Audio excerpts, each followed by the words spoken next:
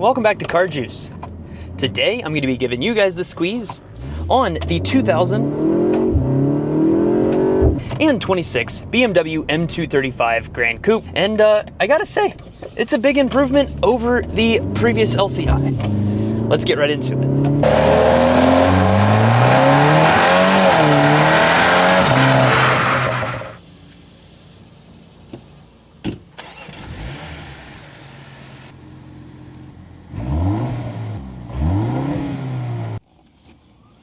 Hi, and welcome back to Car Juice. Oh, that was a little bit worse than I was expecting. But today I'm going to be giving you guys the squeeze on the 2026 BMW M235 Grand Coupe, which was recently redesigned for the 2025 model year. Let's get right into it, as this car actually drives a lot better than what the previous one does, and they actually did a lot of really good things. Before we get into the review too much, let's go ahead and pop the hood and check out what's going on underneath there. Under the hood, we have a turbocharged 4-cylinder making 312 horsepower. Overall is a pretty decent little engine.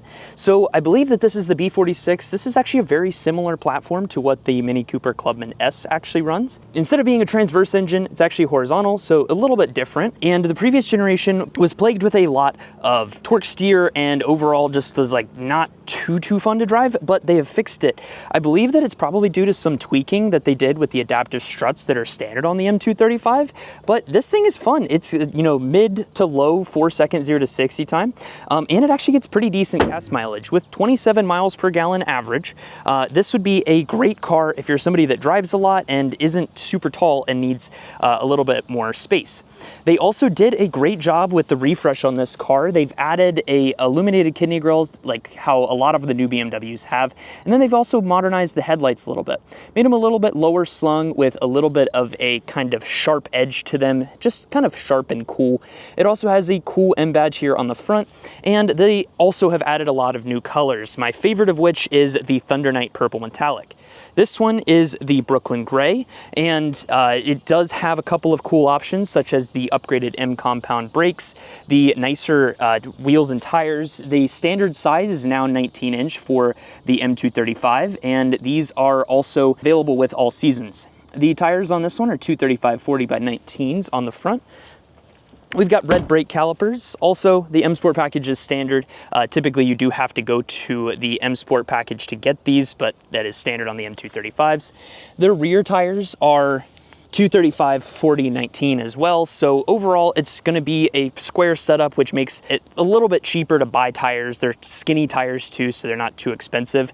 With the redesign, they've also changed the rear taillights, so they're a little bit more futuristic. And then you have a quad exit exhaust. And it honestly sounds pretty darn good too.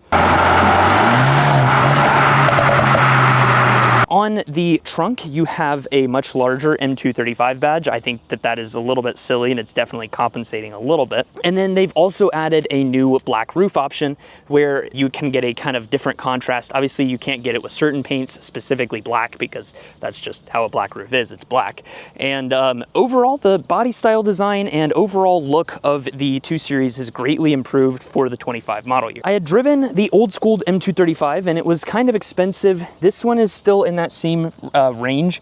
It's a $57,500 equipped vehicle as it sets. This one's pretty well equipped, but honestly, whenever you're getting a BMW, I think you should always get it well equipped. I wasn't the guy that ripped the window sticker, that's somebody else, so if you yell at me in the comments, it's not my fault. It's got the technology package, premium package, Drive Assist Plus, so it's got adaptive cruise control, and then multi-spoke wheels are an upgrade, and then it's also got an interior camera added on there. This one does have the 7-speed dual clutch, and a difference between the ZF transmission and the dual clutch is that this is going to be a little bit snappier whenever you're pouncing between the gears, so you'll feel it kind of grab a little bit more aggressively than a standard ZF transmission would.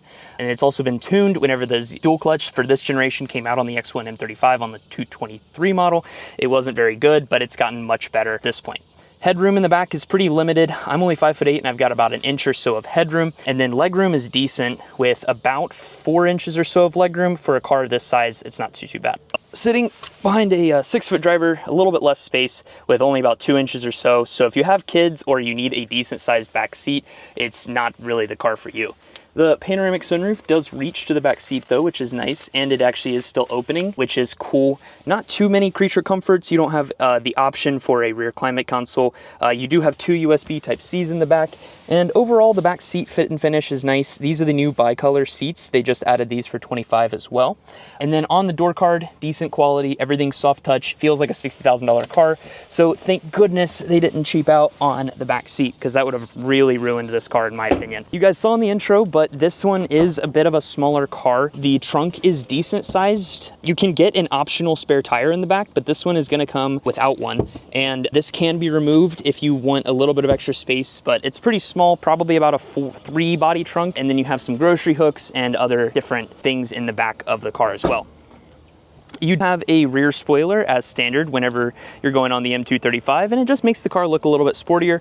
And then similar to the 5 Series, they have the little 2 badge on the Hofmeister kink. On the driver's seat, we've got more bicolor leather and kind of that Sensafin material. These are not real leather seats. I don't think you can get real leather on the 2 Series. You have 2 different memory seating positions, and then you also have the Harman Kardon audio system as part of the premium package. Let's go ahead and sit in the driver's seat and talk about a couple of things here. In the driver's seat, you don't have a flat bottom steering wheel on this one, but you do have nice juicy paddle shifters.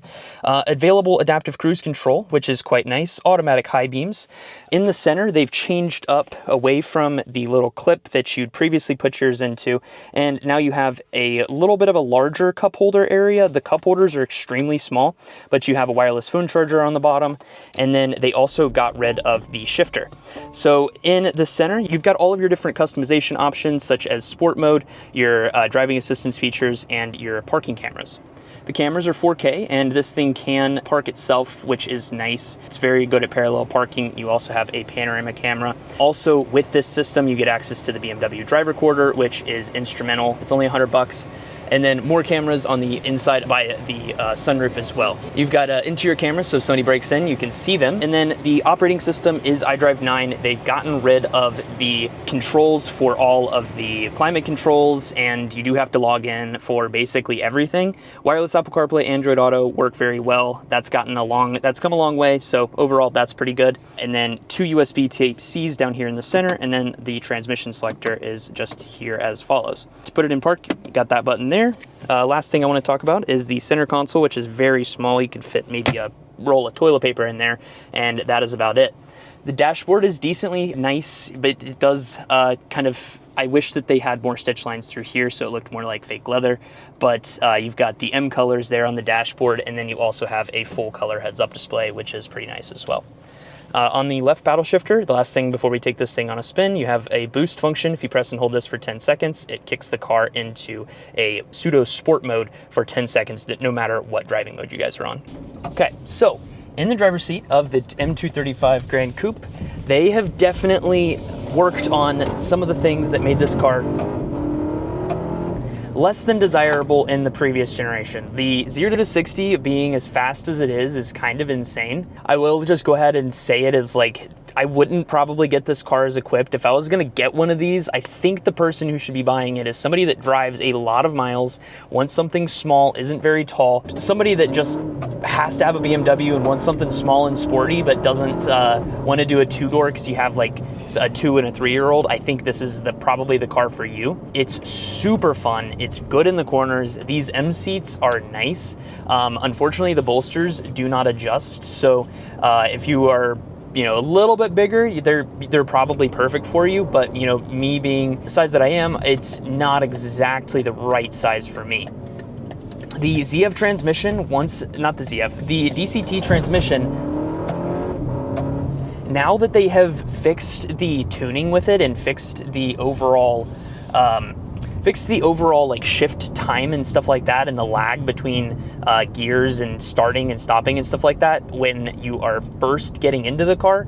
Now that they fixed that, it's actually a really good transmission too.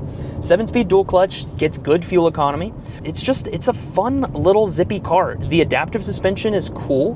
The little touch points that I wish that they would have done a little bit differently is like the dashboard material. If that wasn't as glossy and had like a synthetic fake leather to it, I think it would have come across a little bit better.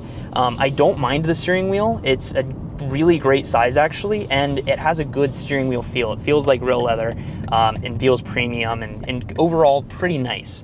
But the things like that you look around when you see like the dashboard, again, that's just like kind of whack. Also would have liked to see some like real leather options for the seats. The Sensatech feels good. It's just like a little bit too soft, and I wish that it was like a little bit more buckety and more purposeful as far as the seats go. You just, when you're like rigid in a car, you can tell the difference. The iDrive 8.9 is pretty good. It's better than what's in the X3 for whatever reason. Golly, the boost. This car is just, its whole personality is boost. Like, you are 2,000 RPMs, as soon as you hit, 2,100, it hits boost and it just rips.